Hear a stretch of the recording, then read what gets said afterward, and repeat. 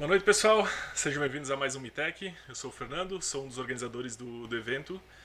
E para quem não conhece, o MITEC é um evento organizado pelos Mitanços, que é basicamente uma organização de programadores aqui da região de Bento Gonçalves e da Serra Gaúcha, onde a gente tenta, através dos nossos contatos, enfim, dos nossos conhecimentos, espalhar o conhecimento, fazer com que mais pessoas consigam, talvez, nivelar o mercado de trabalho para cima. Então, hoje aqui nós vamos falar então com o pessoal da All Connection, através do André, para falar sobre Docker na AWS com o ECS. Então, Boa André, a noite, palavra é um tua. prazer. Prazer é Show, nosso. prazer estar aí com vocês. Faz tempo que a gente estava devendo aí uma apresentação de alguma coisa, né? Sobre deploy, principalmente, porque o time é de dev e quer mostrar tudo que é possível e melhor Não de tem como a gente programação, abraçar o né? mundo, por isso a gente chama nossos bons É, parceiros para nos dar a mão, né? que bom que a gente está aí hoje. Eu estava ansioso aí para poder apresentar alguma coisa aí e fechar o ano, né? Que beleza que é último MITEC, Pois é é, o isso? último evento do ano, isso aí. Encerramos aqui, depois a gente volta lá para janeiro ou fevereiro do ano que vem. Dependendo tudo da Legal. vacina, sair ou não sair. E o que que teve aí de eventos esse ano aí foi Foram. só Esse é o coisa boa. 21º, para ter uma noção. Foram 21 eventos que a gente passou, teve de tudo um pouco: Docker, PHP, falamos sobre carreira, falamos sobre aprendizado sobre inglês, enfim. O conteúdo é gigante. Se você estiver assistindo a gente pelo YouTube, puder se inscrever no nosso canal, puder deixar o gostei. Tem uma vasta, uma biblioteca um pouco grande de conteúdo ali. Os primeiros a gente infelizmente estava fazendo presencial e acabou não gravando. Mas a partir de agora, todos os eventos, apesar de ser a gente quer focar no presencial, mas serão eventos gravados e disponibilizados aqui na plataforma. Pô, demais. Prazer fazer parte disso aí. O prazer é todo E aí, nosso. então o que que a gente vai fazer hoje? Mostrar um pouco o que que a gente pode fazer, que tomara que tenha gente que não tenha a mínima ideia do que pode fazer, ou que tenha ideia e que queira fazer, porque a gente está à disposição aí para poder ajudar. Então, vou me apresentar mais formalmente agora, vou compartilhar a tela aqui, tá? A tela inteira, vamos nessa.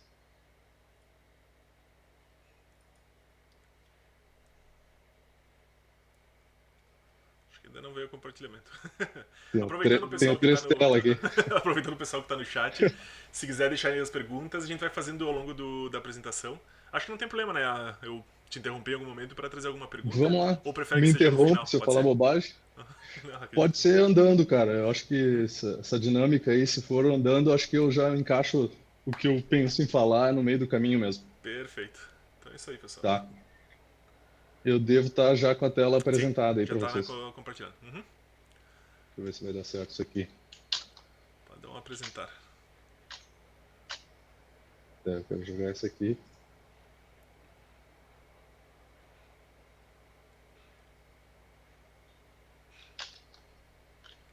Tá aí. Aí, ó. All Connection, né? Isso aí. Perfeito. Beleza. All Connection, tecnologia estratégica. A gente está no mercado aí há 15 anos. Vamos, desde lá do início, né, trabalhando com infraestrutura e segurança. Começamos com Linux no passado, era o forte da Dow Connection, trabalhava só com Linux, praticamente. E aí veio evoluindo, assim, as empresas começaram a exigir um pouco mais, né, de que tipo de serviço para fazer, porque todo o serviço com uma empresa só, naquele momento, era melhor do que ter várias empresas para tratar, do ponto de vista dos clientes na época. Daí começaram a exigir, eu quero Microsoft, eu quero alguma coisa de antivírus, eu quero servidor, link de internet, de tudo, né? Então, a Connection foi trazendo para o portfólio aí Microsoft, nuvem, segurança, e aí estamos hoje aí com cloud, bastante forte, o TM, que é Firewall Fortinet, a gente tem a Microsoft e a Amazon com a gente, né? Nós com eles, né? Porque somos parceiros, Isso. e aí estamos nessa batida aí, né? Trazer alguma coisa de DevOps também, que for possível nessa pegada do know-how que a gente tem de infraestrutura já, poder auxiliar os desenvolvedores nesse sentido aí. Essa é a ideia aí. Tá bom? Vamos Trabalhar pro com próximo. CI/CD. É, acho que é super moderno aí, não é algo que que só pegou e vai sair, né? Não, não, eu acho É que já é uma algo realidade hoje em dia trabalhar com fundamental. deploy automatizado. Isso aí. Então tá aí, nós vamos falar hoje de Docker na Amazon com ECS, que é o Elastic Container Services, ok? Uhum, Então um pouco do conceito do CI/CD, né? O Continuous Integrations, é automatizar toda e qualquer operação e integração com testes e de tudo que for colocar no ar já ser colocado no ar com testes de teste unitário, que chamam, né? uhum, Teste de integração, tá? E essa parte aqui, eu acho que é o maior desafio, né? Porque tem muita coisa para criar, para pensar e olhar para todos os passos que tem o sistema e aí tu faz uma modificação, precisa ela estar bem é. Acho que pensada, planejada para poder testar, né? talvez a principal dor nesse caminho seja a gente ter uma uniformização de ambientes. Aí acho que entra bastante o Docker para deixar para facilitar a vida na hora da integração contínua. Porque às vezes eu posso ter, mesmo que eu tenha uma bateria de testes consistente, tá passando na minha máquina porque eu trabalho com um sistema operacional diferente do que está em produção. Ou uma versão diferente num PHP, por exemplo, uma versão diferente do software. Então, acho que o Essa é a Docker sacada. vem para acabar com essa dor, né? Isso aí.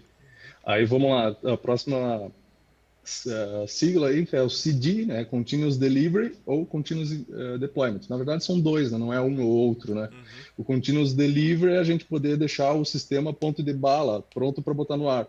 Depois de validado, automatizado, as integrações, testado o código, vai estar pronto para botar, fazer o deploy, né? uhum, E aí, o Continuous Deployment é a etapa final, que é o que a gente vai fazer aqui hoje, né? Entregar o sistema depois de testado e deixado pronto, uhum. né? E tenho que falar que a gente tá programando on the fly ali, tá fazendo teste na hora, então muito provavelmente vai dar alguma coisa errada, né? Não, Já vamos sabendo que garantir esse ambiente aqui. todo código ao vivo dá problema. A gente já sabe existe não existe bom profissional ou nada que faça isso não acontecer. Já, já teve algum live aqui, né? Sim, sim, todas as lives De nossas deu algum programação. problema. Vai mostrar na hora. Pô, eu testei, cara. E eu acho que não foi nenhum evento que um live code rodou 100% assim, não deu algum problema, ou não baixou algum pacote de instalação, alguma coisa assim. Seja por causa da internet, seja por algum problema, né, É, momentâneo.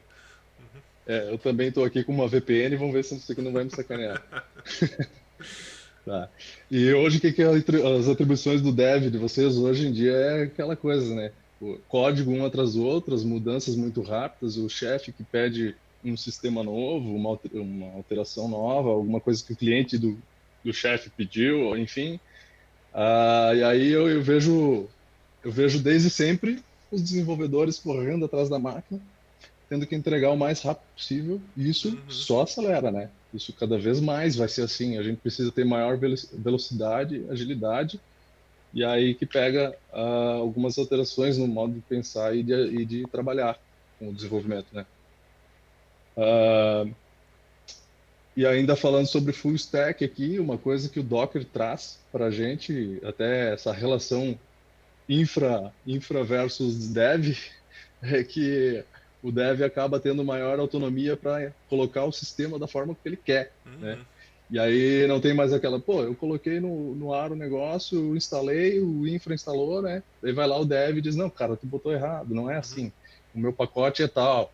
E Sim, essa dificuldade de entregar um sistema mais íntegro, sim. ela se É vai que diminuindo. tu tem acho uma maior agilidade a partir do momento que o dev entende um pouco de Docker e consiga construir suas próprias imagens e fazer ele a configuração do Docker para na hora que isso for para produção a gente tem certeza de que a versão do sistema operacional, enfim, da linguagem que está utilizando realmente é que tem que ser utilizada. Então vai pro ar naquela versão, não tem essa. Eu programei tudo em PHP 7.4 e lá no servidor tá 7.1. E agora o que faço? Como é que faz? Como é que faz? Corre atrás. Corre atrás, faz um Uhum. backup, começa a testar, depois troca. Aí demora. Tá Já aí, passamos bastante, né? tá aí coisa que não tenho saudades. Não Não, tem mais cabimento nenhum, né, cara? nenhuma saudades É também. o tipo de coisa que a gente tem que abandonar mesmo. Uhum. Beleza, daí, o que a gente enxerga aí agora, que com essa cultura DevOps, a prática DevOps que a gente Uhum. tem? É o conceito de a gente ter agilidade e entregar o sistema mais íntegro possível, né? Uhum. Então, todo o ciclo do DevOps é o cara planejar o sistema, é codificar, gerar ele, testar, liberar, fazer o deploy, aí o usuário utiliza, opera, Faz, monitora, faz monitoração. aí Uhum. vai de novo. Esse é o ciclo DevOps, né? Isso eu acho que é o melhor jeito de se pensar um software ou um site, enfim, algo que tu fizer, mas não como um projeto, um pacote fechado. A gente sempre tem que ter um replanejamento, sempre tem que ter um estudo de como está sendo utilizado e sempre ir aplicando uma melhoria contínua, né? Antes de, até nessa questão de ter um bom monitoramento, uma boa monitoração, não sei qual é a palavra correta que se deve se usar, já vi várias palestras, cada um falando de uma forma Acho que é diferente. as duas. É, mas enfim, tendo monitoração, um monitoramento, tu consegue prever muitas vezes o erro antes mesmo de acontecer, ou prever um estouro de memória, um estouro de IOPS no disco. Enfim, com isso tu consegue prever bastante, ou até as páginas que mais estão sendo acessadas e onde tá o gargalo do teu sistema, onde está demorando mais para ser carregado, e fazer uma melhoria antes que isso realmente vire um problema. Então acho que hoje em dia é muito importante que a gente foque também, como desenvolvedor, na parte também de entender os gargalos do código, os gargalos da aplicação e resolver antes que vire um problema. Acho que Certo? Depois de um pouco por entregar, isso. acompanhar, né? Isso. Uhum. Isso aí. Seguindo, então. Vamos falar um pouco dos ambientes tradicionais, né? Como que a gente tinha no passado, né? Hoje a gente não trabalha mais como no passado, né? Não, ninguém mais aqui trabalha com FTP, ninguém faz deploy em Não, não. produção, não. É só Ninguém faz modernidade. teste em produção, todo mundo. Nunca fiz isso semana Todo mundo passada. CI/CD e DevOps. Isso aí. É o sonho. Melhorando aos poucos, é isso aí. Uhum. Vamos lá. Ambientes tradicionais é justamente o que tu falou antes. No local, no desktop do Dev, o cara tem versão 6, Uhum. aqui no exemplo. Aí tem lá no staging, na etapa de homologação, 7. Tá, mas lá a produção tá 4. Como é que vai virar? Uhum. É Boa difícil, né? pergunta. Essa é a parte difícil. Boa pergunta. É, se vira, daí tu É, larga pro infra e infra que resolva. Eu fiz, testei, tem tá que funcionando. Infra que se ferre. essa é a melhor frase. Já não é mais problema meu. Eu entreguei funcionando. O meu computador funciona, isso que importa. Mas aqui tava funcionando, é só a frase que Justamente. o cara nunca vai ouvir. É. Aí o que que vem para quebrar toda essa dificuldade enorme de ter esses três ambientes, né? É o Docker, né? No desktop está ok, no staging tem que estar ok, e na produção também, porque é tudo igual. Uhum. Tá trabalhando com as Essa é a mesmas sacada, né? imagens. Acho que tem outras. Quem quiser, a gente tem outro conteúdo falando especificamente sobre Docker. Acho que a gente não vai se aprofundar muito nisso, mas se acessar nosso canal ali, tem com o Cristiano Diedrich. A gente tem um conteúdo bem bacana sobre Docker. É isso aí. Cristiano é nosso mentor aí, né? A gente Nossa referência. iniciou, eu não sei, acho que talvez tu também iniciou a caminhada do Docker com ele. Uhum. Um cara super aberto para conversar, amigão e tal. Então, a gente deve esse início aí da caminhada a ele, com certeza. Uhum. Dar os créditos aí para ele. Já vou aproveitar e deixar para um amigo meu também, o Lucas Nodari, Tá aí, também inclusive sempre tá aqui na sala. acompanhando aí. Ah, tá aí, é? Tá Ah, aqui. legal. Show, hein? Conseguiu ter uma folga da Black Friday, então. Parece que sim. Ou tá trabalhando junto Ou lá. tá trabalhando, tá em segunda tela. É. Tá ele monitorando, ver se não vai falar E, alguma coisa que cara, não concorda. o Lucas aí, cara, nós estamos toda hora conversando sobre um assunto ou outro, é dia e noite, não tem trégua, né? Uhum. Então a gente constrói bastante junto, eu aprendi bastante coisas também, que ele é um desenvolvedor que virou infra aí, Uhum. então tem várias pegadas de dev, de infra aí, cara, que Uhum. ajudou bastante a ter esse entendimento, sabe, de como fazer o código do sistema entrar no Docker, porque Então já é complicado iniciar Aham. sozinho, né? Vou aproveitar e já vou adiantar então uma pergunta ali, já que a gente tá mais num modo bate-papo. O que Embora. tu acha desses dev que estão se metendo em infra, estão querendo virar DevOps e coisa assim? Isso é mais ajuda ou mais atrapalha?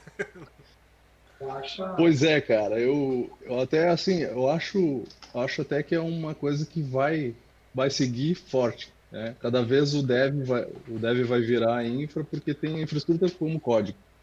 Daqui a pouco o dev vai só, nem vai avisar o infra que está criando algo, é um Uhum. CloudFormation, um Terraform, vai criar uma infra e pronto, está no ar, não preciso mais do dev, né? Não precisa Do, mais do do infra. infra. Por sinal, se É, não se sente é. ameaçados. Por isso tem várias outras tecnologias. Mas se for analisar bem a fundo o que que acontece com o dev, né? Ele vai ter que aprender na marra o que que é Uhum, algumas coisas de infra que ele não aprendeu. sim. Isso eu acho que é inevitável, né? Uhum, Mas aí o infra que já vem com uma pegada de servidor que consegue acompanhar melhor o que é uma carga, o porquê dela, ou como uhum, trabalha um disco, como o disco trabalha com o CPU, com a memória. sim. Isso tudo deve ter que saber, né? Mas na prática de botar a mão na massa para Não, fazer a uma infra quem vai dar alteração, o real, ali o valor real, enfim, a opinião acho final na parte de infra. Acho que, já metendo uhum, a minha opinião, acho acho que que só é tem essa. a somar essa diversidade e essa troca de informações, né? Acho que nenhum vai tirar o emprego do outro, nem nada, entendeu? Ou nenhum vai tirar o Exato. caminho do. Vai se atrapalhar. Acho que é mais uma questão dessa troca de informações, os dois saem ganhando, porque, por É exemplo, uma imaginando, eu sou construção, um né? dev e chego aqui, eu preciso dessa versão de PHP por causa disso assim assado e eu preciso desses pacotes. Tu não tem que ir lá investigar quais eram os pacotes que estavam funcionando, entendeu? Acho que é interessante, assim como eu também não vou entender muito sobre a porta X tem que estar aberta, não tem que estar aberta, ou enfim, qual vai ser o IP, a range de IP que tem que usar, como é que vai funcionar o load balance.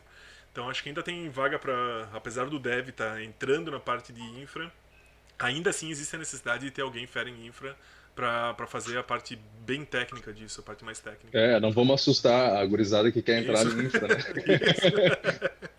Acho que é importante É, ressaltar que tem lugar para todo mundo e até é é, interessante que essas duas áreas de uma empresa ou do estágio de desenvolvimento se conversem bastante e tenham uma certa amizade para que haja uma troca de informações e o serviço possa rolar de uma forma mais lisa, enfim, sem tantos problemas.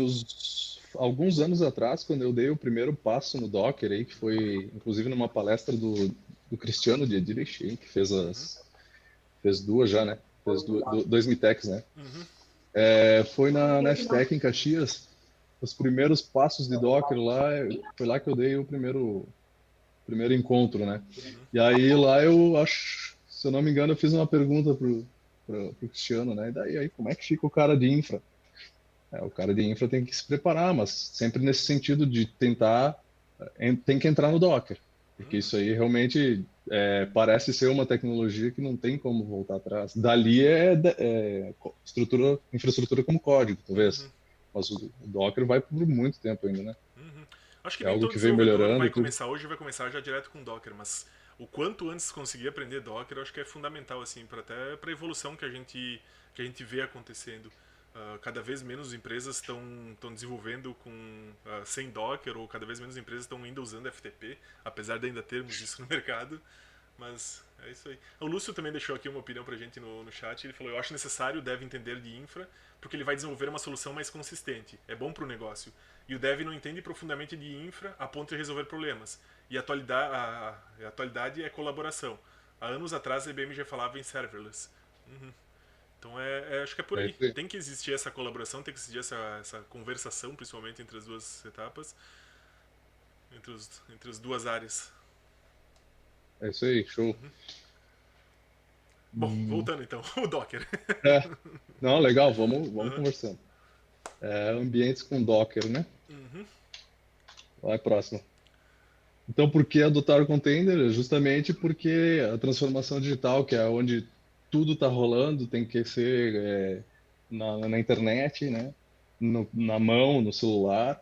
Então, isso está impulsionando todas as empresas aí, né? Desde a pequena à grande. Então, cada vez mais alguma coisa mais ágil vai ser entregue para a empresa, né? Então, acelera o desenvolvimento. Imagina tu vai ter que colocar um sistema novo no ar com uma linguagem de programação, enfim, tu pede para o teu infra colocar, subir servidor. Tá, peraí só um pouquinho, eu vou orçar servidor, vou ver que tamanho de disco. Cara, daqui a um mês eu te entrego. Mas Uhum. hoje tu faz o quê? É Olha um aí. Docker Run ali? Não, Docker Run nada, é um Docker Compose que tu vai te entregar, Uhum. orquestrar tudo e te entregar Isso aí, eu toda, te toda entrego a tudo stack. prontinho, tá ali, ó. Ó, infra. Só me É, coloca isso aqui funcionando no ar. acabou, É já isso aí. já estou programando, né? Uhum. Em questão de horas tu já está com o sistema no ar. Uhum. Ok? Tá certo isso? Olha, eu concordo Sim. completamente. Né? Às vezes Questão de demora. horas está no Uhum. ar. Isso aí. Tá, e aí tem a construção de aplicações modernas, que é, então, microserviços, poderem se conversar de uma forma mais simples. É uma linguagem de programação num container, outra linguagem de programação num outro container, então são várias vários skills, né, de um time variado de conhecimento e cada um desenvolvendo o seu tipo de linguagem no seu container. Ah, Isso imagina, simplifica bastante. imagina tu pegar, tipo, tentar fazer essa parte de microserviços há uns 5, 10 anos atrás. Joga 10 anos atrás, entendeu? Imagina chegar pra uma local web, tu liga lá, ô, preciso botar Node na máquina.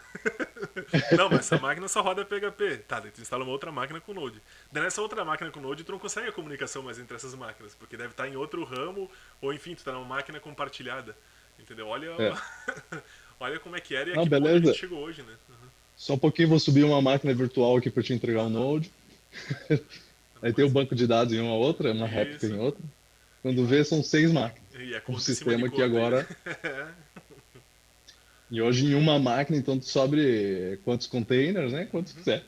O Eu já limite vi. Sim, já vi do recurso. apresentações do cara com uma máquina, acho que era uma máquina média ou large no EC2, e rodando lá seus 200, 300 sites, ele fez uma hospedagem compartilhada com tudo dockerizado. Então, Demais, né? porra, Uma maquininha só. é uma economia gigante. Se tu começar a estudar a fundo isso aí, tu economiza muita grana em hospedagem. Ah, mas tem o risco dos dados serem perdidos. Tudo bem, a gente tem aí o nosso repositório, que tem os dados iguais da produção, e o registry, que também está armazenando o Sim. container configurado. A partir do Então, momento que tu subo começa a botar um rapidamente tudo. storage, num serviço de storage, tu separa mesmo, o risco de perder as coisas tende a quase zero, acredito eu, no meu ponto de vista. Pois é, porque tu tem tudo salvo em repo e registry, né? Uhum. E S3. S3 é vida. Isso aí. É, claro, coisa boa. Aí tem a automação de operações, tu pode fazer, né, agendamento de um container, subir, executar alguma coisa, segurança, agilidade, excelência e escalabilidade. Escalabilidade horizontal, né, que é não só tu subir de uma máquina para outra, é tu subir várias máquinas para escalar um ambiente que vai subir e vai descer, ele seja Uhum. elástico, Sim. a sua demanda, né, de carga, de utilização. Imagino que isso agora para Black Friday deve ser meio que o pulo do gato, né? Pra quem consegue trabalhar de uma forma serverless ou de uma forma sem estar com os arquivos locais. É isso. Hoje eu tenho 50 acessos por segundo. Ok, preciso dessa máquina. Black Friday eu tenho 1000 acessos por segundo. Como é que eu vou segurar isso, entendeu? Eu acho que essa parte da containerização vem muito para auxiliar esse tipo de conteúdo ou até sites de conteúdo que são essas de jornais, isso que tem um conteúdo bombástico e lá do nada ele tem uma multiplicação dos acessos, né? Exato, vai ter um horário que alguns sistemas também, né, tem um tipo de demanda que é muito superior ao que tem do dia, né? Então a escala é automática, Uhum, principalmente com a Amazon, assim, que é o melhor recurso para se trabalhar a escalabilidade. uhum, Outros clouds como Microsoft Azure e IBM também trabalha escala, Google, eles também têm isso, sabe? Mas quem está assim no topo da pirâmide ali, eles falando têm de. muito mais anos de. Tem muito mais know-how, né? Tem muito mais conhecimento. São anos na frente que eles É, estão. Agora quem tá chegando, esses outros líder, coisas, ainda estão comendo poeira. Enquanto não eles estão ainda se patinando, assim. preocupando em adquirir novos usuários, a AWS já está preocupando em quais tecnologias É, investir no é futuro, legal entendeu? que Como é que a é internet legal vai que estar a daqui 2 Amazon, anos? Uhum. a AWS tem uma história bem legal, porque a Amazon.com tinha uma demanda tão grande que ninguém conseguia atender. Isso. Eles, porcaria, vou criar o meu cloud aqui e eu vou resolver o meu problema. Cara, e é o maior cloud e melhor cloud do mundo, né? Uhum. Tem um quadrante do Gartner que qualifica esses clouds, né? Então, o Amazon está lá disparado, longe dos outros. Os outros vão chegar lá, mas assim, a gente bate palma para a Amazon, mas também trabalha com outros clouds que é para não atender um tipo de cliente só. Olha, ó, Trabalha o com Plus Microsoft está falando que a também. Azure cresceu muito nos últimos anos. Tem que prestar atenção na É, Azure também. é Afinal, a isso aí. Microsoft é parceira, né? Tu vê, a Microsoft, sim, eu não posso queimar, né? Mas assim, É. para os tipos de carga a gente trabalha com Amazon. Uhum. Outros tipos de carga é com Microsoft. Então Uhum. são coisas mais específicas Microsoft junto com Microsoft. Mas tem também todo mundo pendurado lá, né? Ah, e Microsoft tem bastante. Eu ia falar, a Microsoft comprou o GitHub, né? Uhum. Não é? Faz alguns anos já, né? Eu acho que a Microsoft está tendo uma escalada muito boa de imagem. A imagem da Microsoft está ficando cada ano tem sido melhor, tem investido mais em software livre. Eu acho que eles estão dando jogo, virando um pouco o jogo do que era alguns anos atrás, que a gente via como o grande vilão da indústria, o que comprou o Skype e ferrou com ele, essas coisas assim.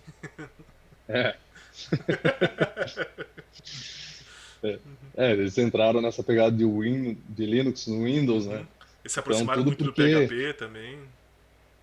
compraram o GitHub e aí o Uhum. GitHub tem todo mundo da comunidade software livre. Como Uhum. é que vão fazer? Abraça ou larga, né? Uhum. E aí também a gente fala de manter os desenvolvedores ativos e satisfeitos, né? Acho que esse é o principal ponto. Tipo, chegar numa sexta-feira não tá aos caramba, né? Não. Tipo, Nossa, porque tive que. que pensar em infra, porque eu fui pago para desenvolver e tô Uhum. me quebrando em outras Sim, por que branches que eu tô aí. na caralha do cPanel aqui configurando através do Easy Apache? Por que que sou eu É, que tô configurando essa porra desse o que que eu PHP? tenho a ver com isso aqui, che? Isso, É o cara de infra que foi contratado para trocar lâmpada. Tipo assim, mais ou menos. o desenvolvedor não quer fazer o que ele não é Não. pago para fazer, Uhum. né? Porque é complicado. Uhum. Até porque a gente desenvolveu, como eu falei, eu tenho o meu pacote aqui, até te dou a listagem de pacotes que estão instalados no. Como eu sou desenvolvedor PHP, te dou os pacotes de instalações que estão no PHP. Mas, pô, não tem que fazer isso em produção, não tem que me preocupar com segurança, não tem que me preocupar se eu deixei alguma coisa, algum rabo preso ali, sei lá, numa instalação, instalei um pacote inseguro, entendeu? Isso Exatamente. é infra que tem que Aí o que que resolver esses acontece? pepinos.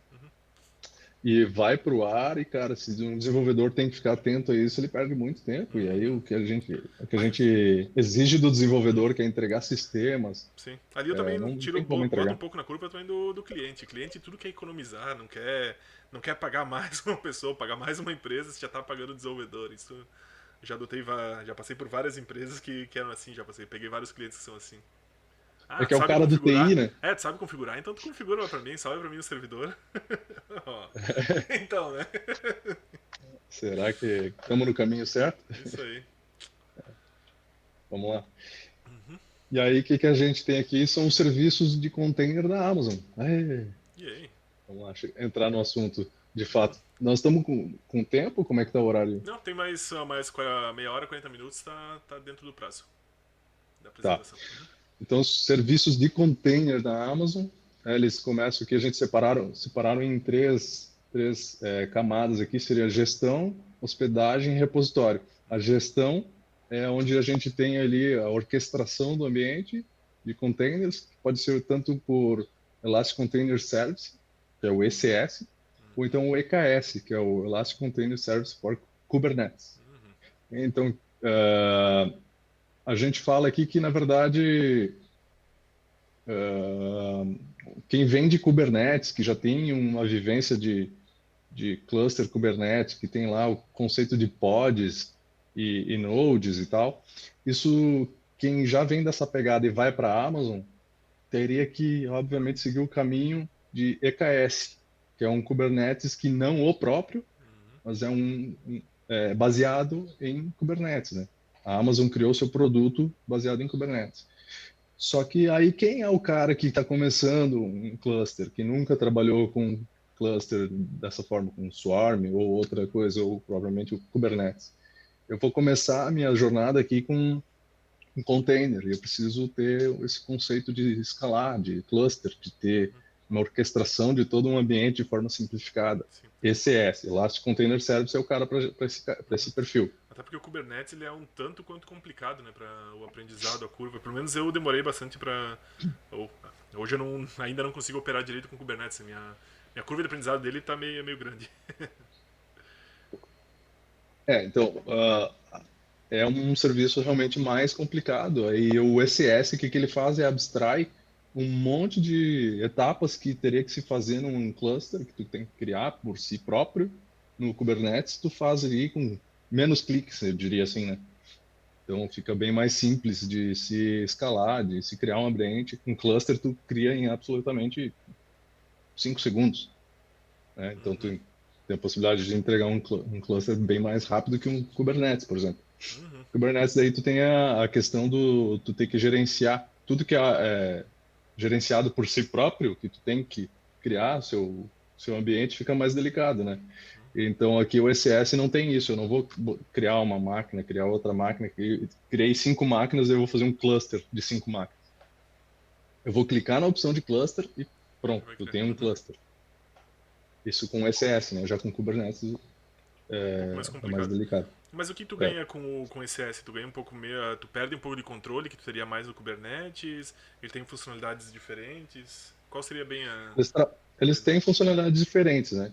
Uhum. Pega, por exemplo, o Amazon Elastic Container Service, que é o ECS, e lê a documentação dele, cara. Tem 1000 páginas. É 900 e alguma coisa É bem de completa a ferramenta. conteúdo, de Uhum. informação. Então, muita coisa de CLI para te fazer em linha de comando, mas assim, eu quase nunca uso CLI. É sempre na web. Então, a diferença é que os recursos que se tem ali, empresas gigantes utilizam. Uhum. Então, eu logo digo, não tem por que usar um EKS. Desculpa, um Kubernetes, né? Kubernetes puro, Uhum. já que eu tenho tudo que preciso ali. Então, assim, a infinidade de recursos que tem no SS, se eu uso hoje 50%, eu acho que é muito. Porque realmente ele faz tudo e atende, né? Uhum. Ah, bacana. Eu consigo escalar, eu consigo criar clusters de formas diferentes, com máquina ou sem máquina, serverless. Então, acho que é a boa sacada aí da Amazon. É um serviço relativamente novo, né? Ele deve ter aí 6 anos. Mas eles falam que o crescimento nesse período foi de 400 e tantos por cento, isso ano passado. Uhum. Então está muito adotado esse recurso, né? E é Cloud Native, tudo que é Amazon, ele conversa com Amazon, né? Então, tipo, eu tenho uma integração com S3, integração com Sim. VPC, eu isolo Isso facilita muito a ambientes. comunicação entre os próprios serviços, né?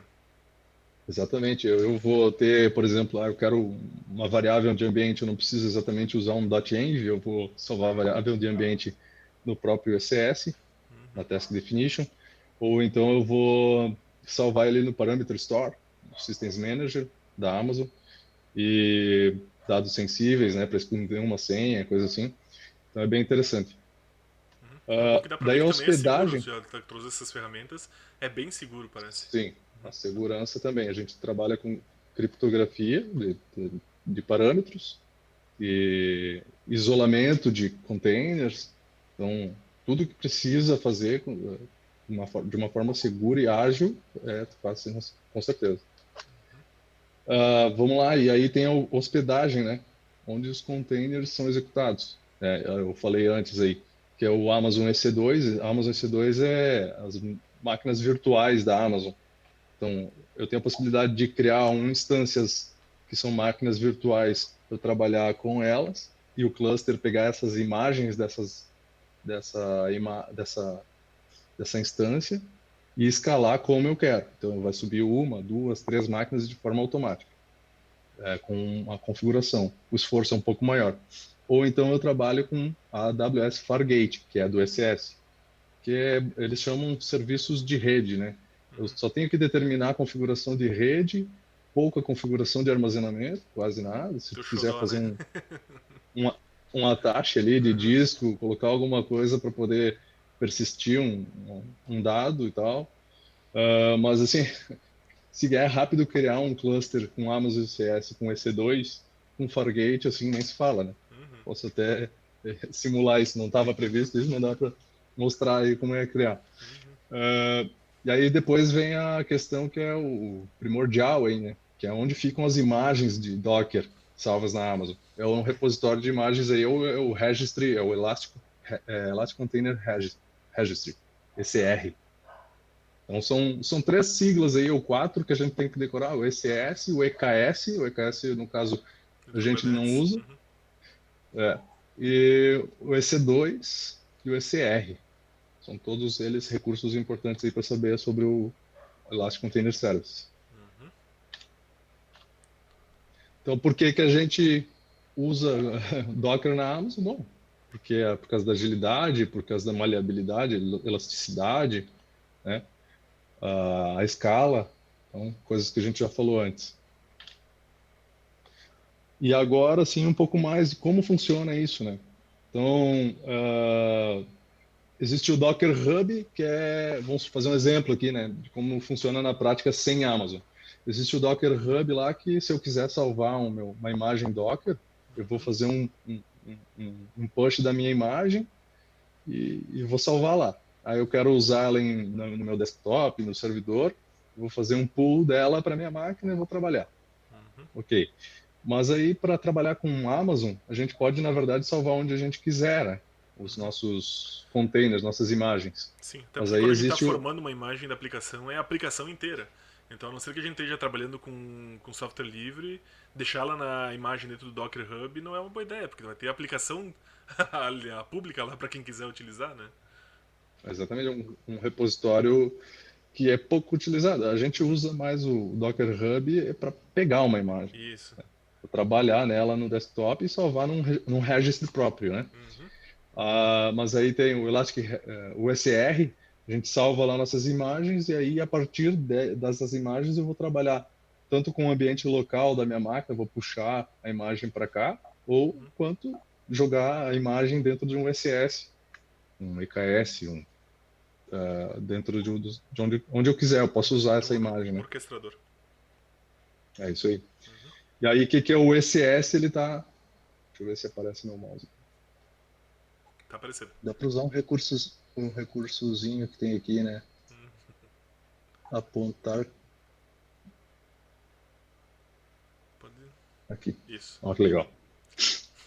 Então tem o ECS, ele é composto desses componentes aqui. O que temos aqui? A gente define as imagens, a aplicação, os recursos dela, então é o task definition está aqui. E o que, que é o task definition? Quando tu define, eu preciso de um PHP, eu preciso de um servidor web, um Nginx, um Apache, e aí eu preciso de um Node. Então tudo que tu precisa, tu vai determinar numa task definition. Uma task definition pode ter um container ou vários containers. Então, tu determina nela. É como se fosse, eu digo que a task definition é como se fosse o nosso Docker Compose, que a gente vai dizer lá quanto de disco a gente vai precisar, quanto de CPU, quanto de memória, é possível também no Compose, né? Uhum. Os diretórios, os mapeamentos de diretórios, que mais? Variáveis Me ambiente. ajuda aí. As variáveis de ambiente, tudo vai no task definition, né? Uhum. E aí, a gente, na criação da task, a gente vai dizer, não, eu vou trabalhar com EC2, que é as máquinas virtuais, vou criar as máquinas, uma máquina template ali, de uma imagem de máquina virtual, e vou replicar ela no cluster, vou autoescalar ela no cluster, eu vou trabalhar com uma só. Ou então eu vou optar pelo, que é, do meu ponto de vista, a melhor opção, o Fargate, que é um serviço que é serverless, né? Uhum. Tu não tem um servidor para gerenciar, então tu abstrai ainda mais a tua capacidade de gerenciar um servidor, né? De gerenciar um container, tá? E aí, por fim, tu gerencia os containers através dos serviços e tal.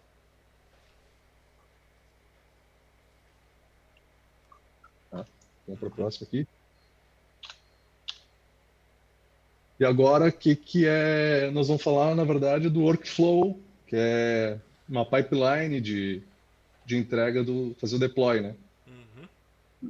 Então, existem formas de fazer deploy que é com outro SCM aí, seria o tipo GitLab, uma forma Uhum. de usar para fazer, ou então o GitHub. A maior parte dos usuários, eu acredito que hoje está no GitHub, não é? O que, Acho que que tu sim, é pensa que depende sobre isso? muito da. Acho que a abordagem é mais da empresa que está trabalhando. Quem é autônomo ou algo assim vai optar geralmente pelo GitHub, por ser também um portfólio teu da empresa ou do profissional.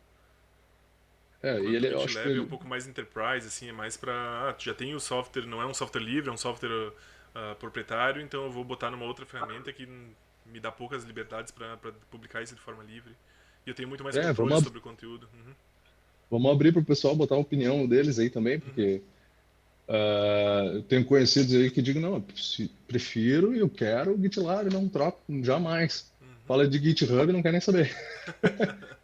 Trabalhou a vida inteira com GitHub, mas foi pro Sim. GitLab. No final, o Git é Git, né? Não vai modificar muito. Vai ter algumas funcionalidades em cada ferramenta, mas pra parte do desenvolvedor, tá. Eu não vejo muita diferença entre um e outro no processo, no workflow normal de trabalho, de mandar para lá um É. repositório, pegar informações, enfim, E fazer existe os uma comandos. briga entre eles do que vão entregar na gratuidade. Ah, eu entrego tantos gigas de free para Reddit, para repositório Reddit, Uhum, mas eu entrego tanto. Aí começa, né? sim. Daqui a pouco estão os dois entregando tudo que nem o Google Fotos, Google Drive, daqui a pouco cortam tudo. Isso aí. Não é isso que aconteceu agora? A Dando plano. notícia do Google Drive, Google Fotos não vai ser mais, só tá. Quem tá, quem não tá, vai pagar. Começa a pagar. É que também as fotos de graça, os caras que não coletaram de informação também. Tem que lembrar quando tu não Barbaridade. paga um serviço, tu é o serviço. É, tu é o serviço. Uhum. Acho que tu já assistiu uma série aí do Netflix, né? Não, ainda não. Tá na minha fila pra assistir. Mas é um Aquela, conceito. como é que é o nome? O dilema das redes sociais, é isso, né? Sim, o Dilema das Redes. É alguma Uma assim. dica aí pro pessoal assistir hoje, sabadão, depois de conteúdo, é ótimo. Uhum. Tá legal?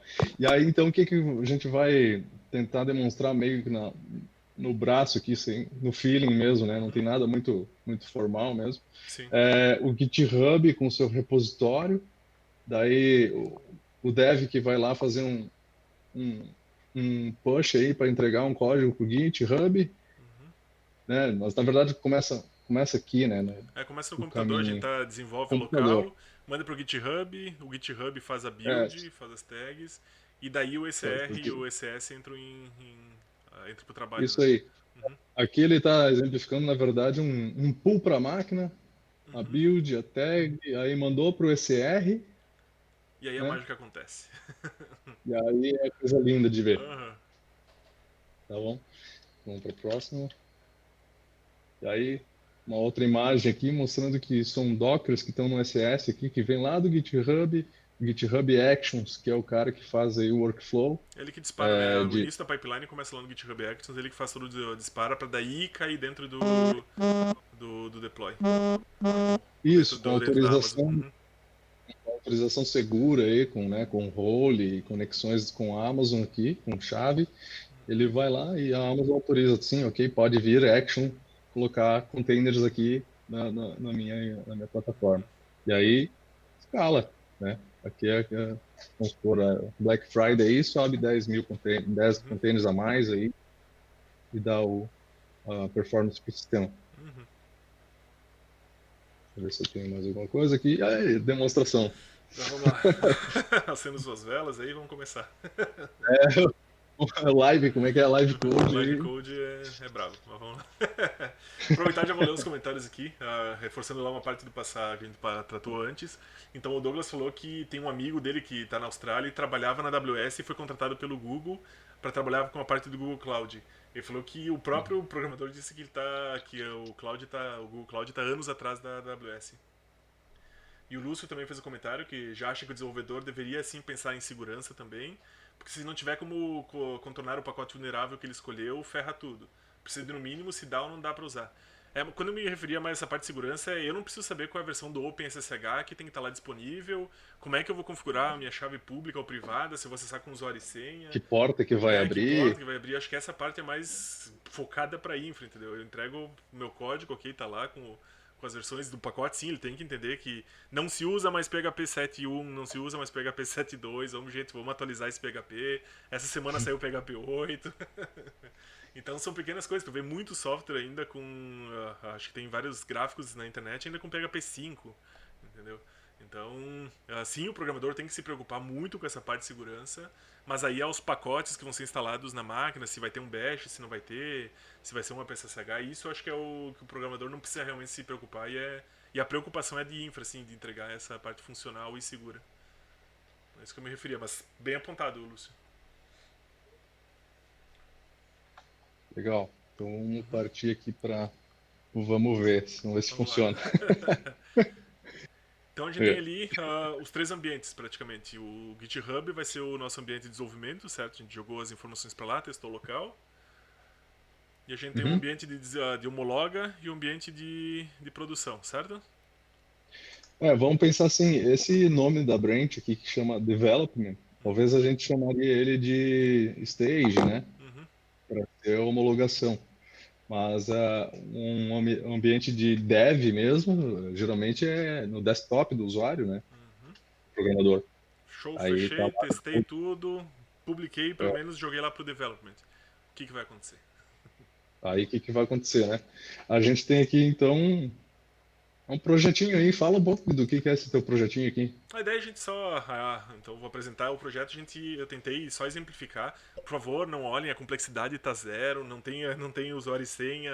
As máquinas estão se comunicando sem autenticação. Era mais para mostrar a questão de quão fácil era subir uma aplicação com múltiplos. Com até uma ideia de microserviços. Então a gente tem a parte principal ali, que é o site, que é onde a gente acessa via HTTP, onde vai navegar. Ele não tem acesso a banco, não tem acesso a nada, ele conecta na API para conseguir os dados. Então essa parte da API fornece todos os dados que são entregues dentro do site.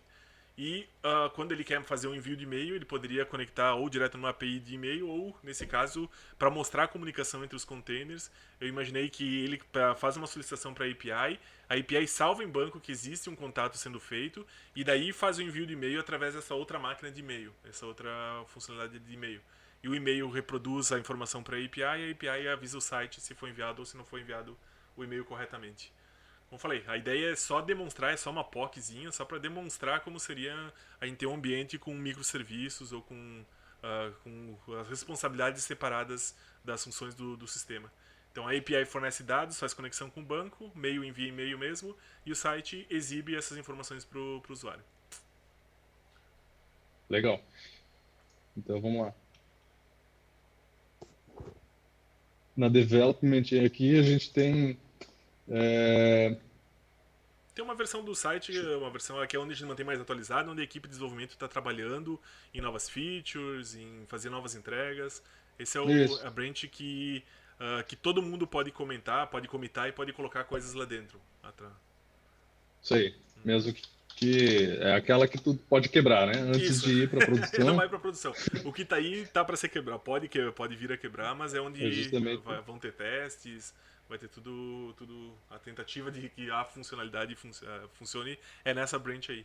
E até porque eu posso estar trabalhando numa nova funcionalidade, enquanto outro dev está trabalhando em outra funcionalidade, e a gente vai chegar uma hora que a gente vai colocar toda essa junção de códigos dentro dessa branch aí, dentro do development. perfeito. Então tá, e aí vamos fazer na prática aqui, poderia alterar alguma coisa, Acho né? que primeiro mostra o site funcional ali, as funcionalidades, e depois tu Tá, vamos nessa. faz um commit, É um só com uma site alteração dev de título. temos. Ok, site dev no ar aí. Aí eu desconsidero o Ele layout. tá, layoutzinho básico, né? Clean. Uhum. O que que temos aqui é um container, né? Na verdade, é uma task que chama lá na Amazon, porém com dois containers, que é um PHP FPM e um Nginx. Isso para rodar somente o que é a estrutura de web aqui para o usuário. Sei lá, produtos que temos. Entra o produto, vê uma listagem. Então, novamente, essa lista não tá. Esse site, por exemplo, ele não tem acesso ao banco de dados. Ele foi na API fazer a consulta, buscou as informações dos produtos e exibiu em tela. Show. Tu quer fazer, de repente, uma demonstração já fazendo um push aí de um código, coisa assim, ou eu faço Faz aqui mesmo? pelo GitHub mesmo. Só altera essa. É, né? Talvez altera essa tela do. Entra no Aqui. site. Ok? Não, desculpa, entra na pasta site dentro do repositório, dentro do GitHub, isso. Entra em site. Tá. Vai em Resources. Ali em cima. Pasta Resources. Views. Pages. Então, pega ali a própria página de produtos e altera o título.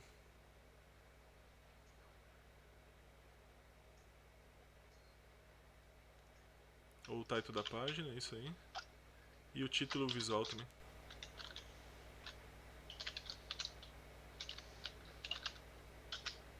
E altera o H1 ali embaixo também. Só pra ficar mais fácil de visualizar. Porque esse title ele é o que fica lá em cima na página. Ah, sim. Isso aí. Faz um commit disso. Ok. Eu ia te matar pra não ter um commit message, uma mensagem de commit bacana, mas tudo bem. Dessa vez passa. Vai sem informação mesmo. Então Então tá aqui aí. no Actions, Hã? Não, eu ia dizer, então Ah, agora tem o código novo. Acessa lá a página, tu pode ver que não tem nada de informação lá, né? O que eu isso. modifiquei agora, eu modifiquei o repositório, então nada foi propagado ainda pro servidor. Ok, isso aí. Aí a gente no Actions aqui do GitHub vai ver que temos uma ação manual para colocar no ar, que é aqui um dispatch que chama, um despacho, né? Uhum. Então eu vou rodar aqui uma ação manual para a gente ver o que acontece. E essa ação tá manual porque tu escolheu ou porque ela sempre deve ser manual? Olha, geralmente a gente tem que entregar para um homologa. Um homologa é um sistema que o pessoal está usando, tem lá seu ciclo de uso e já validou, já homologou. Eu acho que pode se colocar uma nova versão em homologa. Tá, mas isso eu tô De falando, o que eu quis preferência dizer é a manual. estratégia é que seja manual. Não necessariamente tu tem como automatizar isso, deixar totalmente automatizado ou deixar ele manual, não tem? Isso, geralmente eu acho que a gente vai optar por fazer o manual, mas aí depois a gente pode também pensar no conceito de CD ali, que a gente tem o Continuous Delivery, deixar ponto de bala, ah, e depois transformar ele em automático. Então, o CD no conceito dele é delivery e deixar pronto, mas é manual, então colocar no ar. Mas da- quando a gente vai fazer um merge de uma branch para branch master, no conceito mesmo, ele vai querer fazer automático, porque tu já validou no homologa. Então, eu vou fazer um merge só quando é para fazer, e ele vai fazer o deployment Sim. automático do sistema. Então, nesse momento aqui, ele está girando aqui, ele está fazendo um. Ver se vai dar certo, né? É, acho que é interessante mostrar essa tela aqui do que está acontecendo em cada job. A gente fez os testes antes, isso demora em torno de uns 5 minutos para deixar isso para fazer no ar, né? Para isso estar publicado. Sim, então o que que ele vai fazer nesse exato momento? O setup vai fazer um checkout, que é a conexão com a Amazon e credenciais, login no registry, que é para poder buscar a imagem para fazer o pull, ou até mesmo nesse caso aqui ele para fazer o push, né? E aqui ele está buildando. Aqui o nome do job eu coloquei build, tag e push da imagem do site, né? Que são três containers, são o site, Ah, o API e o mail. Então, nesse momento, ele está aqui buildando, né, que é exatamente um Dockerfile, de forma automatizada. Ele passou por todas as etapas aí dessas, desses arrays aqui do arquivo de deployment, de tasks. e aqui ele começa ó, o build da imagem do Docker, né? Sim. Então, na verdade, ele vai pegar e vai transformar a minha aplicação num pacote fechado, né? Em algo pronto e totalmente funcional. Então, se eu precisar utilizar essa mesma imagem num outro servidor, com outro serviço, o meu software já está configurado, tudo corretamente, certo? Sim, dentro do Dockerfile, que é o descritor aqui, que é uma etapa antes de já começar a rodar essa pipeline, esse workflow aqui, a gente determinar o que precisa, que pacote eu preciso no meu Docker, que build, que extensões, né? Coloca tudo lá. Então já está tudo pronto, um container, um Dockerfile, um descritor que vai montar e jogar todos os meus dados dentro daquela imagem. Isso já está pegando meu Então eu estou pacote fazendo Composer ali, já está instalando todos os pacotes que eu preciso. tudo que foi determinado lá, está executando aqui. Ó, terminou. Então o que que executou aqui? O build do site. Ele atualizou a Task Definition, que é o que determina para a Amazon lá, o que, que vai ter de disco, o que, que vai ter de memória, CPU, environment, tudo aqui. E aqui é a etapa Deploy, que é onde ele já colocou lá na Amazon ah, a imagem nova para rodar. Só que nesse momento ainda tu vai enxergar que não, porque ele leva 5 minutos aí para trocar uma imagem por outra, tá? Daí temos aí essas etapas de production aqui, elas não rodaram, porque a gente está fazendo um merge não, um push na branch development, né? Então ele pulou aqui porque tem uma condicional que determina que eu não quero fazer nada nos arrays de production, porque eu estou na branch development, Sim. isso é Assim como quando configurado, né? fizer para parte lá da Branch Master, ele vai pular as partes de development, né? Exato. Então está determinado isso manualmente, né? Aí o deploy task não fez, de production, nada de production fez aqui do site. Agora pulou do site, agora já foi para build de API. Tá? Ele está fazendo o mesmo processo lá de geração ao Docker, ó. Exatamente o que rola num Docker build, né? Uhum. As layers aqui.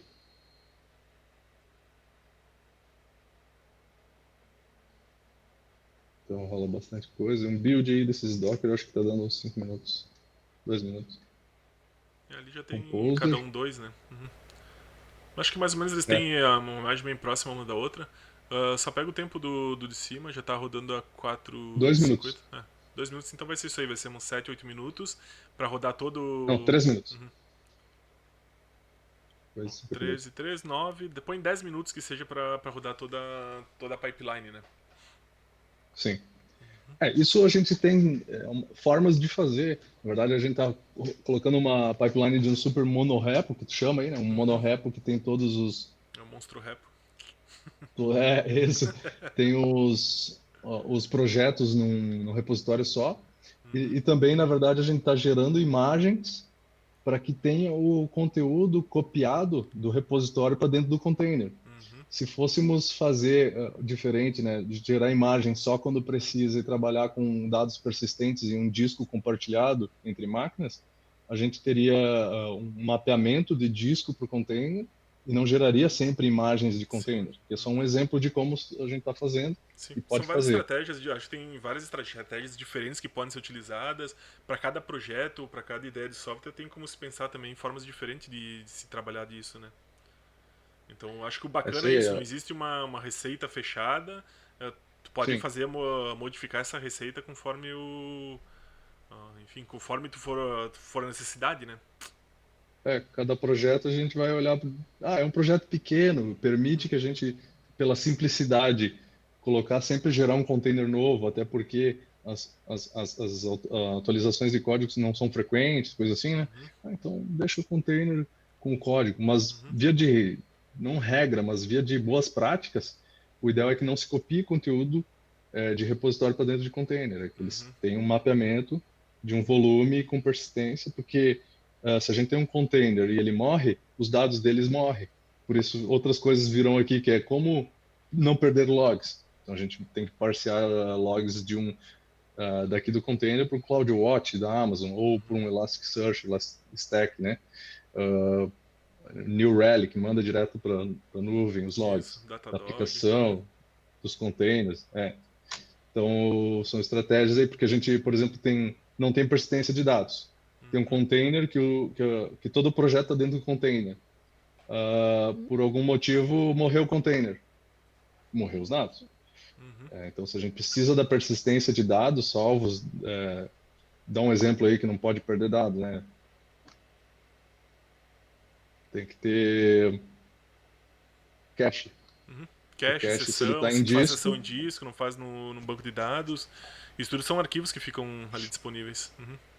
então se ele é um disco compartilhado, por exemplo, EFS da Amazon, a Uhum. gente tem um disco compartilhado com outros containers, vários containers que estão lendo o mesmo conteúdo, né? Uhum.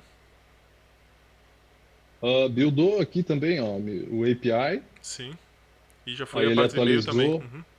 a task definition, ele fez o deploy da imagem da API, e aí ele pulou a production da API. Não é para fazer da production, porque nós não estamos na production. Aí ele fez a build da e-mail, pulou. Na verdade, eu coloquei aqui a e-mail só como production, Uhum. tá? Por simplicidade aí também, para não ter que botar na development. Mas aí ele fez o processo final que é deslogar, sair do ECR, Sim. Porque ali o que está acontecendo é que o GitHub está indo lá e quebrar as. informando o ECR, Vai. enviando as informações, enviando a imagem finalizada, né? Sim, ele fez toda uma comunicação direta com a Amazon E a através segurança de, disso? de... Pois é, aí tem aqui como funciona o. Deixa eu ver o arquivo aqui.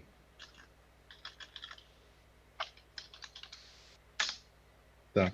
Aqui é o arquivo responsável por tudo aquilo ali que fez na tela anterior, né? Uhum. Então, aqui a gente está dizendo que a gente vai rodar aquela pipeline ali quando a gente tiver. Aqui tem uma instrução aqui que é o Workflow Dispatch. Quer dizer que ele é o manual. Eu vou precisar ir lá e clicar o GitHub lá e mandar fazer o deploy, escolher a branch e fazer. Então se eu tiver fazendo um push, alguma coisa na development, eu determinei o nome dela aqui, Uhum. ele vai pausar lá, não vai mandar para o ar. Uhum. Agora, se eu estiver fazendo um pull request ou um push, o ideal aqui era que fosse só o push, né? Uhum. Porque aqui vai acabar rodando duas vezes. Quando eu fizer o pull request e quando eu fizer o push, vai rodar duas vezes na master, né? Uhum. A pipeline.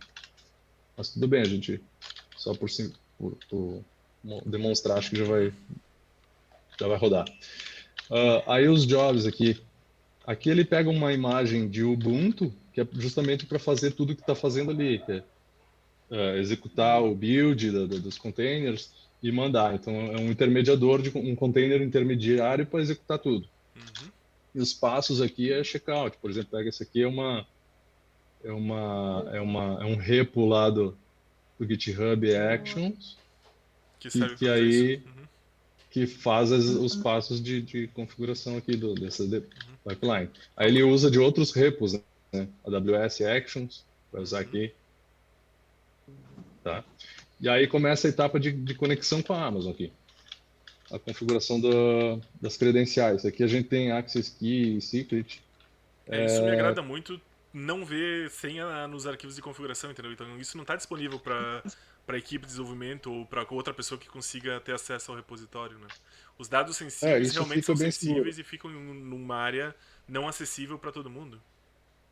Sim, e eu não consigo ir lá e pegar aqueles dados e ver qual que é a access key aqui, ou qual que é o secret, né? Eu tenho que excluir, gerar uma nova e vir colocar aqui. Eu tenho que ir dentro da Amazon pegar minhas chaves e botar nos secrets do GitHub lá, Uhum. porque é somente o GitHub que sabe e somente a Amazon que sabe essa chave. A não ser que eu salve, claro, né? Mas é má prática salvar uma chave qualquer que seja em qualquer lugar. Uhum.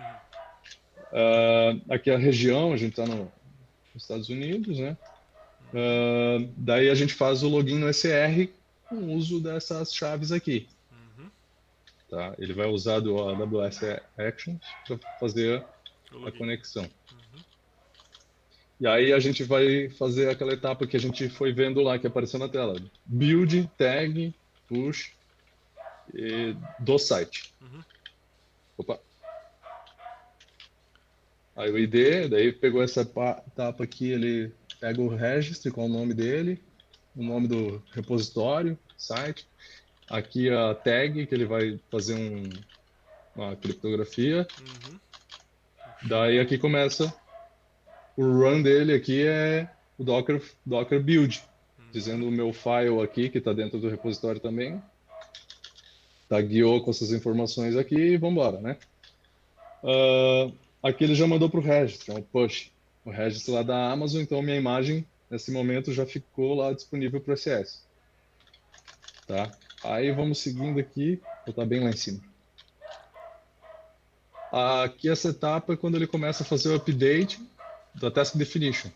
Então, se tem uma condicional aqui, se ele for da development, Uhum. ele vai usar essa ideia aqui de task definition site Te deve. dev, que é Uhum. desenvolvimento, e aí eu vou aí eu vou usar de um JSON que eu exportei lá da Amazon para cá, que é de Uhum. toda a configuração da minha task definition, que eu tenho lá disco, memória, environment, está tudo dentro desse JSON aqui.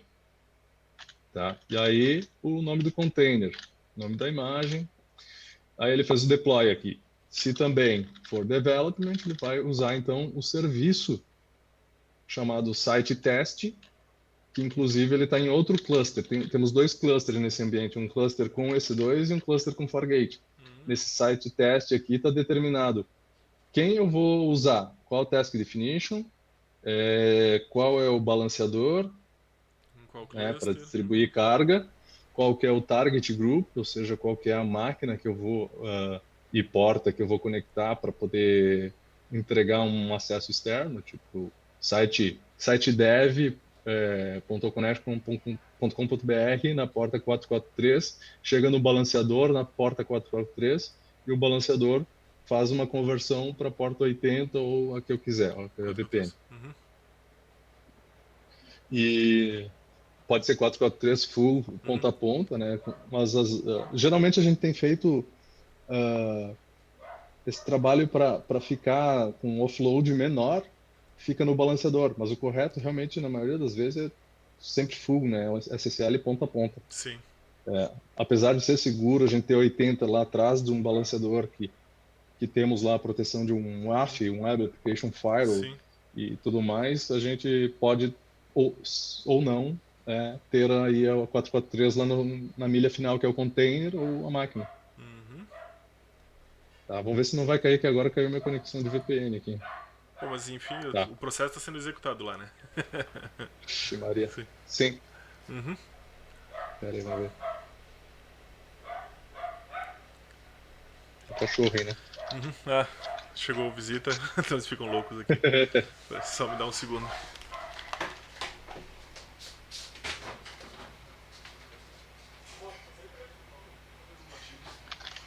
Obrigado.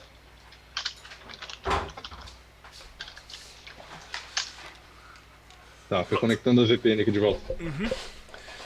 Mas o processo então faz, imaginando o seguinte, eu tenho uma estrutura de testes, falhou o teste do site, ele vai publicar ainda a API, vai publicar e-mail? Falhou o deploy, tu falou? Falhou não um deploy, mas passou na stack de teste, tem na pipeline que vai rodar um teste unitário, e ele falha um dos Sim. serviços só, ele ainda coloca tudo no ar ou não? Não, ele interrompe. Porra, aí ó.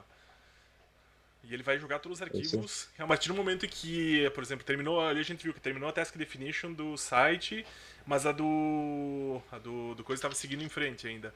Então ele só vai realmente publicar e mandar essa task definition no final de todo o processo, certo? Toda a pipeline. é uma opção, né? Na verdade, nessa pipeline que tem configurada aqui para demonstração, ela está mandando um a um. Uhum, Então, se morreu a API, mas não entregou a mail,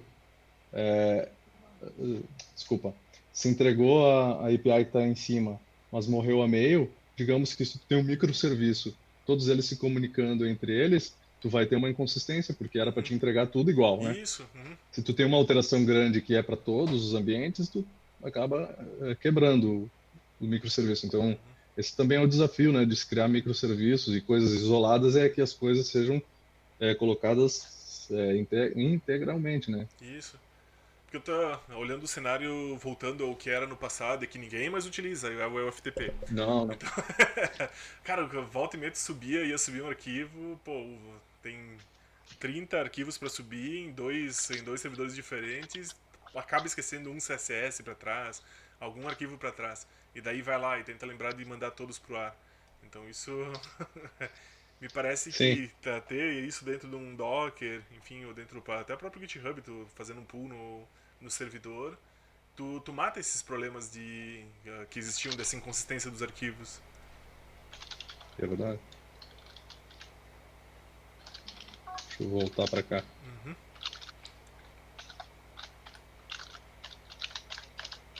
Live code, né? Né? A VPN ficou no ar, cara, o O tempo tempo inteiro. inteiro. Ai, ai. Não, não é essa aqui.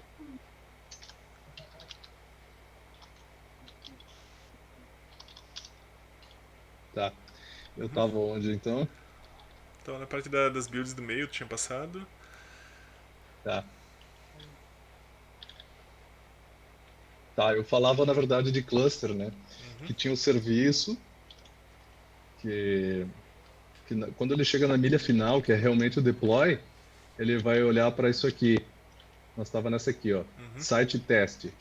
Então, estou chamando um serviço aqui que é chamado site test, que é o staging lá. Eu estou pegando a task definition que foi determinada que eu tenho um tipo de vários environments daquele ambiente de teste, né, de development, que seja, da máquina, do note, do usuário, diferente do de produção. Então, não é o mesmo variável de ambiente. Então, o site chama aí variáveis diferentes, configurações talvez de tamanho de máquina, de mapeamento, coisas diferentes do ambiente de produção, que é determinado aqui. Até mesmo escala, ou até mesmo usar recursos baratíssimos da Amazon, porque ele é homologação, não é produção. Então, uhum.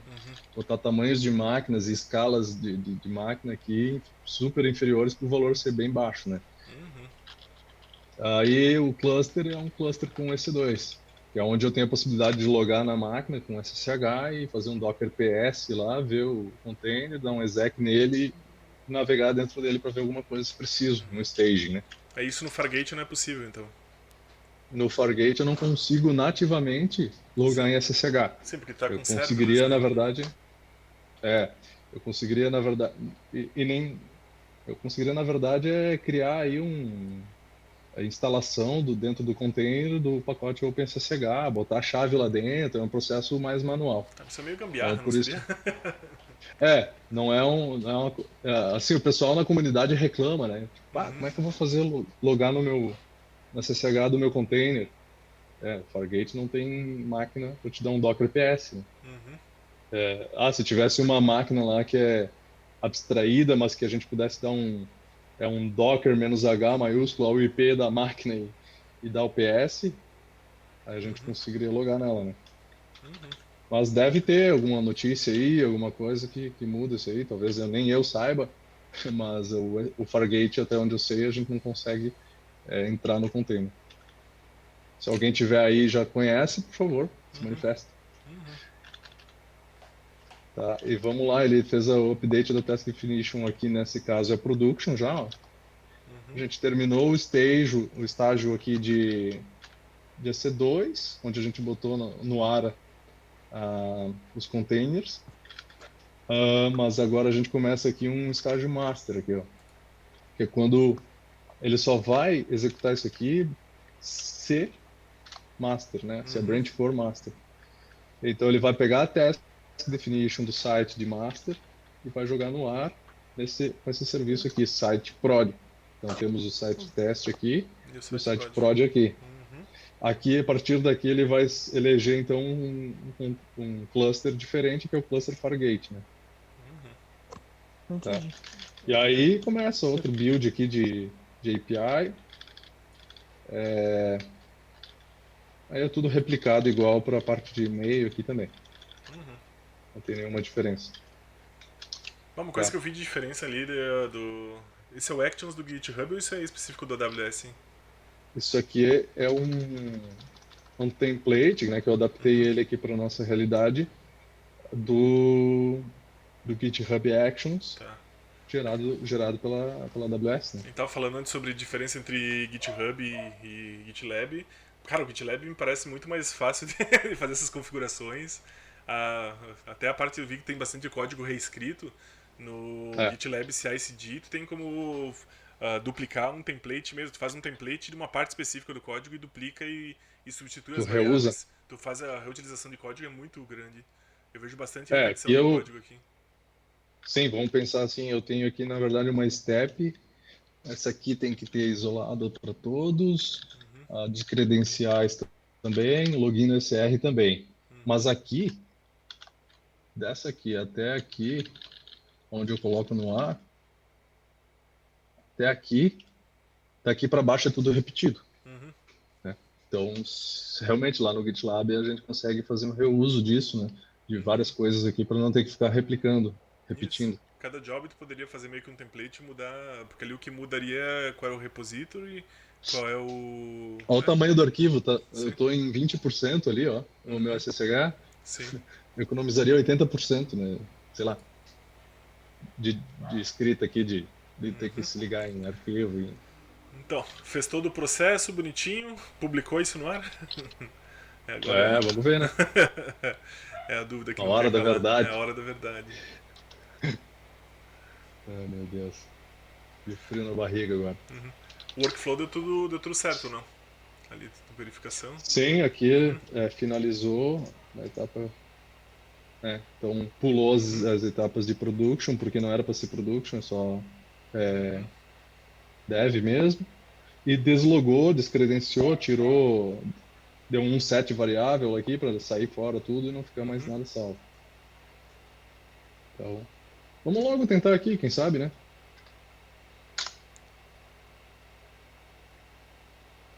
Não pegou. All live. E agora? Tá, vamos ver aqui. Então temos os dois clusters aqui. Já entrando na parte de SS, essa aqui é a cara bonitinha dele. O cluster EC2 está aqui. A gente tem a tela de serviços aqui, tá? Uhum, Aqui o serviço é onde eu chamo a task definition, onde eu uhum. digo qual que é a estratégia de escala, se eu vou usar máquinas do tipo spot, que é as mais baratas, se eu vou usar balanceador e qual target group do balanceador, que porta de comunicação e tal. Peraí, só um pouquinho. O Lúcio tá falando que não tá aparecendo a tela. A tela compartilhada não tá aparecendo, peraí. Vocês não estão vendo o que o André tá mexendo? Ele tá no. Dentro do AWS. Tá aparecendo. O Douglas falou que tá aparecendo. Tá. Agora sim, então foi. Era só alguma instabilidade técnica aí. Ah, então tá. Uhum, E aí, nessa parte de serviço, é o que chamam um container para ficar no ar, digamos assim, né? Cara, eu posso dizer que isso é como se fosse um Docker Compose up "-d". uhum, Tá? Aí, no caso, Docker Compose up "-d", site test, ou todos, né? uhum, Tá? E aí as tasks que estão rodando nesse momento aqui. Então, a task tem um ID próprio, que ele cria aqui variável.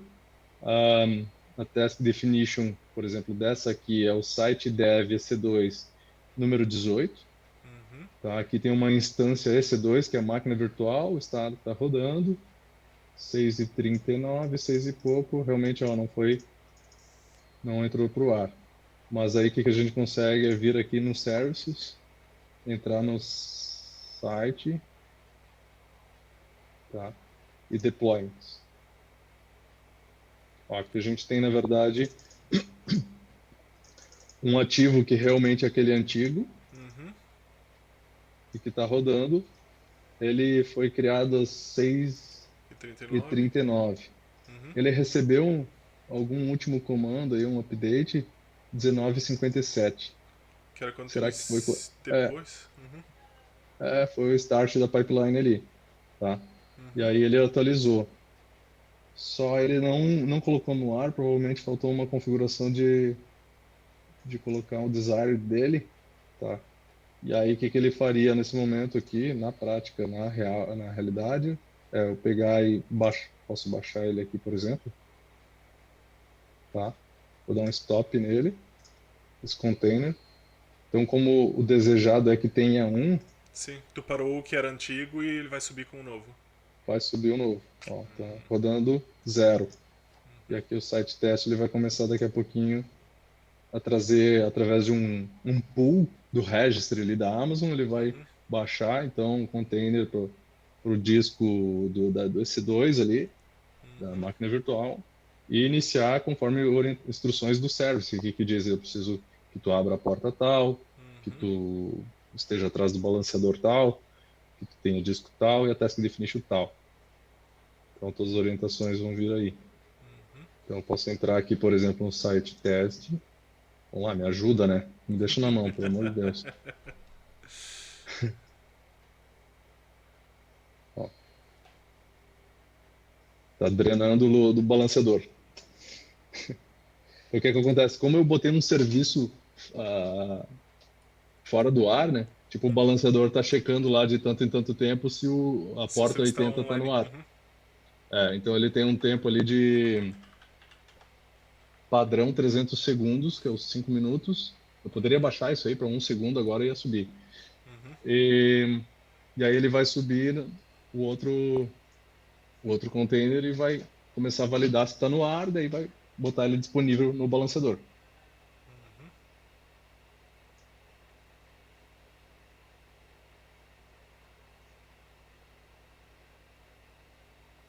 Bom, não deu nosso teste agora, mas eu sou testemunha de que isso funciona.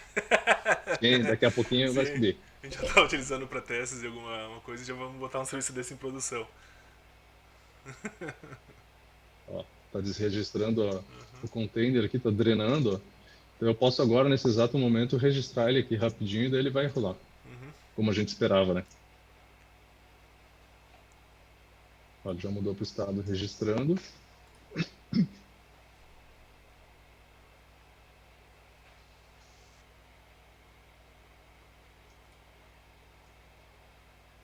Health.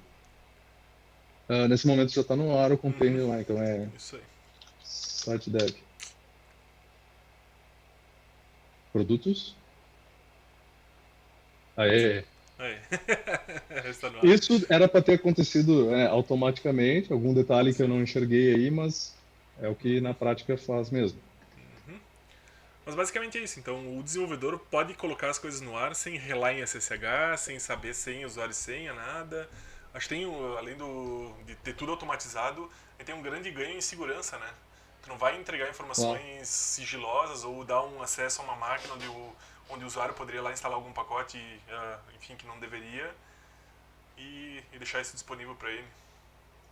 O mais bacana, uma das coisas mais bacanas que eu acho que é realmente relacionada à segurança é o .env. Uhum, Tu fica com o teu .env na tua máquina, mas o meu .env nem eu salvo, fica sim, escondido aí que é variável da sim. variável ou que ele está escondido num S3 com permissões mínimas possíveis que só o container consegue chegar lá através de uma role. É uma permissão de Amazon, né? Bom, André, nós estamos estourando nosso tempo já. Já estouramos nosso tempo, na Ah, verdade. é? O papo é gostoso, né? Aham.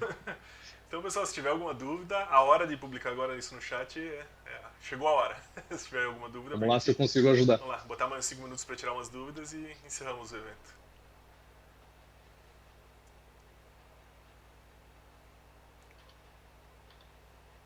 Acho que eu mostrei tudo que eu queria, cara, se eu não me engano. Depois eu vou lembrar lá, pô, eu deveria ter falado Vai tal botar a coisa. cabeça no travesseiro de noite, eu tinha que ter falado isso. Bota aquele Ai, que arrependimento. coisa. Ah, assim, o Fargate também, né? Que daí é uma coisa incrível aqui que vamos falar um pouquinho bem rápido aí, enquanto não vem nenhuma pergunta. O, o criar uma imagem EC2 e colocá-la no ar é diferente de um Fargate. Eu não tenho uma instância EC2. Aqui eu vou só botar esse cluster no ar, que é 3 cliques, e aí a partir daí eu já tenho minhas test definitions, que chamam as parametrizações aqui de, por exemplo, site dev EC2. Eu posso pegar aqui e criar uma nova versão dela e transformá-la em site prod, né? E aí ela vai virar automaticamente um container que não está em máquina nenhuma. Eu não enxergo a máquina, eu não logo em máquina nenhuma. Isso É só a tela aqui do cluster, é muito mágico né, pra que minha é onde cabeça. eu. É. E aí quem gerencia, quem se preocupa em deixar isso funcionando é a Amazon. Então o legal é isso, a gente vai determinar quanto que a gente quer de memória, de CPU para aquele container, então a gente faz um dimensionamento disso.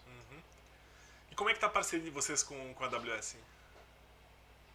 Bom, a Amazon a gente está nesse mês de dezembro agora, escalando para o nível Select, que é onde tem poucos na região, né? Rio Grande do Sul tem poucos, aqui, se eu não me engano, só tem um. São Paulo tem bastante e tal, mas a gente está escalando a parceria justamente para trazer aí outras possibilidades. Hoje a gente já é, por exemplo, autorizado a fazer billing de AWS, né? Billing é nós, por intermédio de um distribuidor, entregar uma nota fiscal e um boleto para o cliente, o que na sacada dessa jogada aí é que a gente consegue um valor inferior ao da Amazon. Hoje a Amazon está entregando o billing direto já, Brasil, né? Começou esse mês. E eles têm um fator lá de conversão, que é impostos, mais algumas taxas lá, convertendo para o Brasil, que ele é superior aos parceiros e distribuidor. Por quê? Obviamente a Amazon quer fazer como ter muitos parceiros, muitos amigos, que eles proliferem a Amazon por aí, né? Com serviço, com coisas agregadas aí. Sim, porque Então a se não tá gente tem isso, a gente. prestando suporte, não sabe, você não tá prestando suporte. E com isso consegue embutir um valor melhor do que o da Amazon. Consegue ter um valor inferior é o produto Amazon com o valor inferior ao que é demonstrado nas calculadoras ou no próprio painel da Amazon, né? Sim, na finalização lá, quando recebe um boleto e nota fiscal da Amazon, que hoje já dá para receber nota fiscal e boleto, né? Que migrou agora esse mês, o valor final com taxas deles é maior que nosso com o distribuidor, né? Então a gente consegue entregar o serviço junto, Aí, uma né, fica oportunidade para quem quer responsável pelo economizar com a ambiente. AWS, é isso aí, entrar em contato com a Connection. Sim, exatamente. Uhum, Então entrega serviço e nota fiscal, boleto Brasil, tudo mais, né? uhum. Acho que é isso. Chegou de perguntas já foram feitas, então queria agradecer novamente, André. Muito obrigado pelo tempo, por ter nos trazido mais informações sobre a AWS. Mostrar, apesar de ser meio complicado, dá para ver que é relativamente bem configurado, é simples de colocar um sistema inteiro dentro, com microserviços dentro da AWS, né? É isso aí. É Uhum, uma interface amigável aqui, tem lá todos os seus segredos e truques, né? uhum, Mas versus um Swarm, versus um Kubernetes aí, tu sim. fica muito mais feliz, Uhum. eu diria. E fala com o pessoal, quem quiser nos encontrar nas redes sociais, nós temos um canal no YouTube, que é Mitanços, e a gente tem a nossa comunidade no Facebook, voltada especificamente para esses eventos do Mitec, que é o Groups Mitec. Lá também a gente tem a nossa página, que é do Mitanços, e a gente pretende, ano que vem, também focar em outros tipos de eventos, não só seminários, assim, webinars, não só os Mitecs, e vão ter mais novidades no futuro. Quem puder nos seguir tanto no Facebook quanto no YouTube, a gente tende a fazer as informações através desses canais, passando informações. Então, muito Show obrigado de para quem bola. assistiu aí, muito obrigado para quem está no YouTube nos assistindo, nos acompanhando, e fiquem bem. Muito obrigado, André, novamente pela presença, por ter vindo. Agradeço, foi um prazer. Obrigado, pessoal, que se interessou pelo conteúdo. Se quiserem fazer contato, eu vou deixar na tela aqui. Uhum, Tem os dados aí, podem printar e isso aí. fotografar. Então tá, pessoal. Tenha uma boa semana. Beleza? Valeu. Tchau. Sabadão. Até mais. Sábado, tchau.